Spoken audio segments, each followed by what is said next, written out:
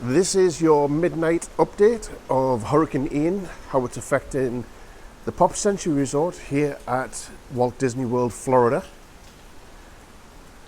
Since the last update, the wind has intensified.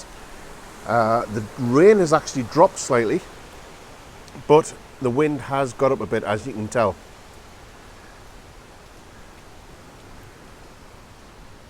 Definitely shaking the trees a lot more. And we still haven't hit the worst part of it yet. That is due to come possibly in the next hour or so. So the next update, there may be a substantial increase if we're to go by what the news channels are telling us.